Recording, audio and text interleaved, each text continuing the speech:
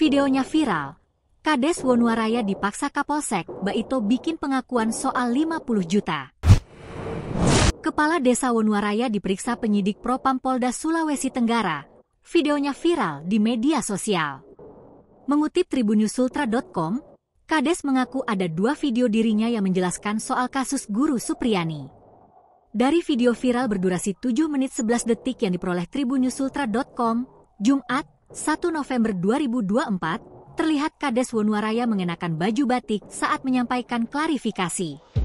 Ia juga tampak didampingi kuasa hukumnya menjelaskan soal informasi uang 50 juta rupiah di hadapan penyidik Propam yang mengenakan baju putih.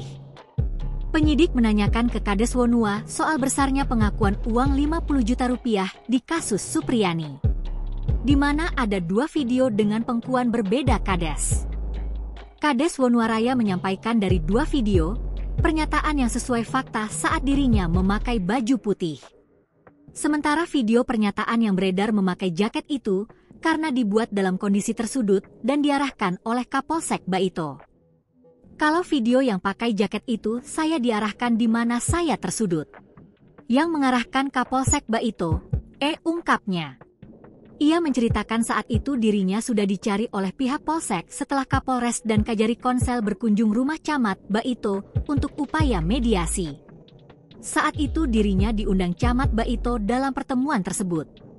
Kemudian dia menuju depan kantor Camat dan bertemu beberapa kepala desa. Disitulah tiba-tiba datang Kapolsek Baito dan mengatakan, "Nah ini Pak Desa yang selama ini saya cari, susah sekali," jelasnya. Saat itu Kapolsek meminta bantuan ke Kades Wonuaraya. "Coba dibantu dulu saya," ucapnya. Di situ Kapolsek Baito mengarahkan Kades untuk menyampaikan pernyataan yang tidak sesuai seperti video yang beredar. "Pak Kapolsek minta saya menyampaikan terkait dana 50 juta rupiah ini inisiatif dari pemerintah desa untuk menyelesaikan permasalahan yang terjadi," ujarnya. Padahal sebenarnya tidak seperti itu.